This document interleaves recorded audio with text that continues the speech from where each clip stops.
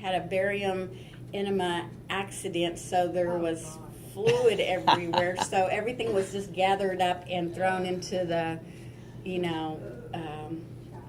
bag to take to, sterilization, So I'm down in the basement in the laundry room going through. I found them. That's like, Okay, that's a lost cause. So yeah, they can be anywhere. I'll spend the $20. Yeah, right? So anyway, that is that an artifact? Yes. Yes. Because isn't an L supposed to be on the image? Yeah. But not there, not in anatomy. So yeah, definitely an artifact. Do you know what kind of X-ray this is? Is that a KUB or no? It's a KUB. Do you know what that is right there? Bladder? That's the bladder. But you can see it is filled with contrast media. And then do you see this? That's the Ureters. contrast. This is a kidney study. There's the kidney. Do you see the kidney right here? The right one. And I see that here's a ureter. I don't see The other one too. the left. Yeah, this one and that one. And you can kind of see them coming. This one coming down. But that's a intravenous pyelogram. It's a kidney study with contrast media. You'll study that next semester. This is an upper airway of a quarter? children. I don't know why they feel compelled to put things in their nose, but this is looks like a coin of some sort. What we're looking for? It's a pog. So is that an artifact or not? Well, is the reason we're doing the image. So it's not going to be considered an artifact. It is removable. So that's what I'm saying. Is it an artifact or is it not an artifact? But this is the reason we're doing the exam, because mom or dad brought the child in and said they've got something. They put, I think, a quarter in their nose. Right. I know, or a coin. Don't do it. Do not try that at home.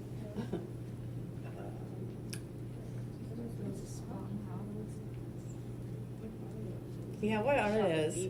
I see that. I saw that quite often when I was an X-ray tech in Texas. That's a BB. That's shotgun pellets? Shotgun. Those are BB. Those are Buckshot. Shotgun pellets. Yeah, somebody was trying to. I'm sure they're. Can you see them in there? I'm sure they're Yeah. here, but you're just seeing the ones that we can see that aren't obscured by the skull. So, artifact or no? She wishes they were. They're in their head. They're in the skin. Yeah. Well, yeah, you can't. A lot of times, and we have shotgun accidents, and they'll leave the pellets in. As long as they're not impinging on anything, I guess it's too hard or increases the chance for infection to try to take them out. And so they leave them in. It just looks like a little mosquito bite on the outside. Very, very unimpressive. But so would you consider those are artifacts, but they're not removable. They can't be removed. So it's a tough one. But now, are we doing it because you got shot, or is this a skull X-ray later on? I don't know. But if you got shot and was brought in, then that would not be the artifact. That's just like the previous one. This is the reason we're doing it. If we're doing it for headaches, I used to get skull exams for headaches. It's like you can't see the brain on an image of, a regular routine X-ray. So anyway, it depends on what they came in for.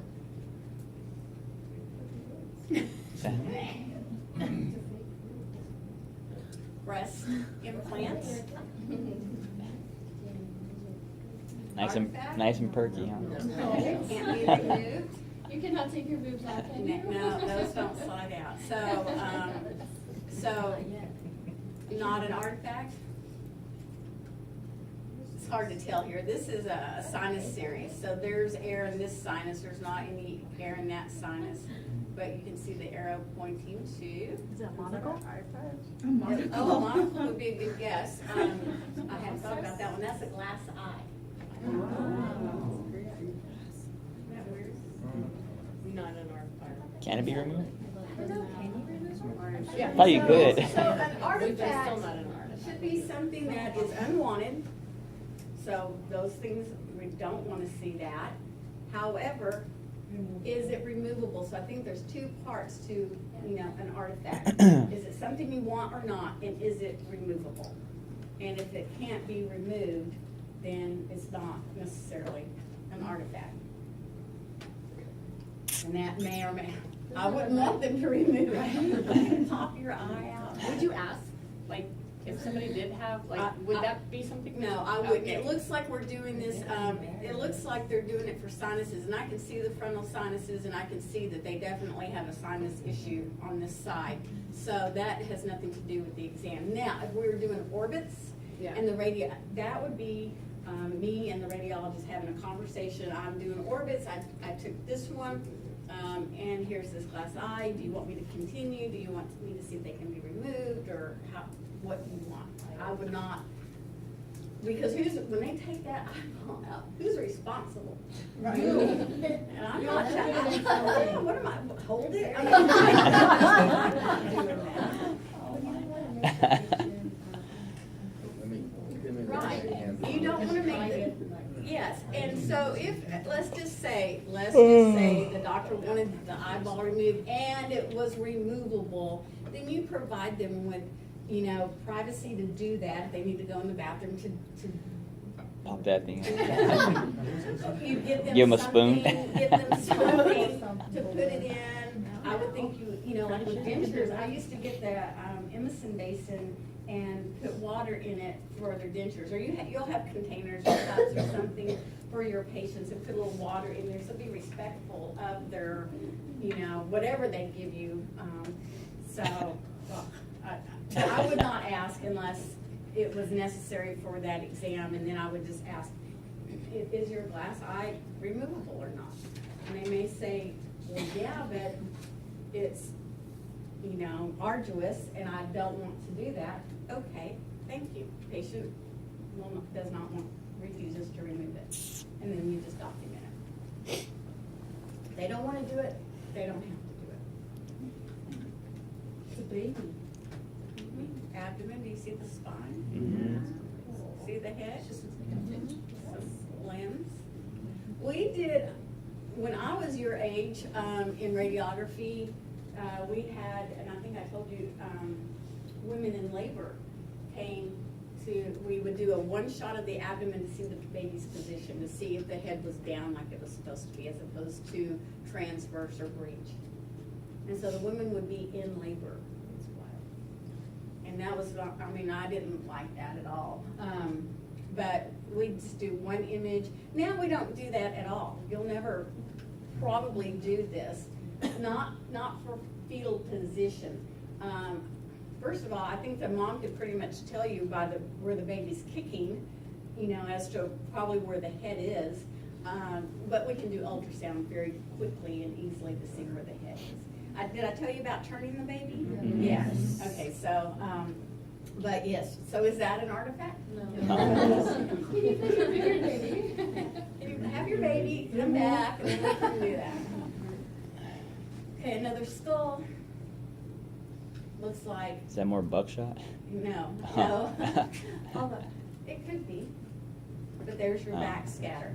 So it's a clamp. You're looking at hinges, and this is one of those, you pull up to open up the image receptor, so that's the back side of it.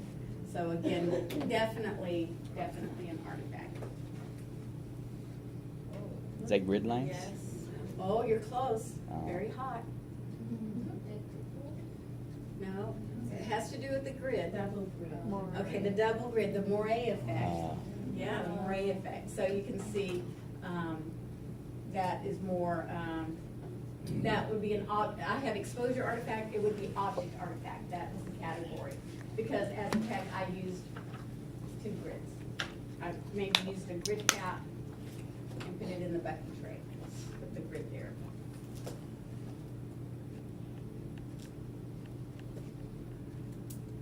Not the best looking chest X-ray, is it? Mm-mm. But do you see the issue? Corner? Okay, that's where the, name would go. Don't worry about that. I'm just talking, you see this over here versus over here? You see how you've lost? Mm-hmm. All of that. It's angulations on the grid. Uh-huh, so what would that be? Grid cutoff? Grid cutoff. That's your grid cutoff. So it's like you can kind of see the ribs, but you can't see any of the detail. And so that's grid cutoff on one side. So angulation across, not centered appropriately, can do that. And again, that would be object artifact, not exposure. And this happens, here's your PA hand and then oblique, and you get something, I don't know what that is, maybe, I've seen people use a box of Kleenex. I've seen them use a sandbag. Those things are not radiolucent. So I don't know what that is, but let me tell you, when you use a sandbag to hold a body part in position, make sure it's out of the way, okay? Even if it's laying right next to the body part that you're imaging, it will absorb the scatter, which you think is good, but then it can change the technique on your image. So those things absorb, so just be careful with what you're using for positioning. You need to use radiolucent sponges. So I had that, again, object artifact. And this is something, you know, I don't know, this is a dental image. It is hard to find examples of this type of artifact for you because our exposure times are so short. That's motion. Does it look blurry? Mm-hmm. And so it's not the best example, but this is motion. So that is, you know, again, either the patient's moving during exposure, my exposure time is too long, whatever it is, that's something that we can control. So motion would definitely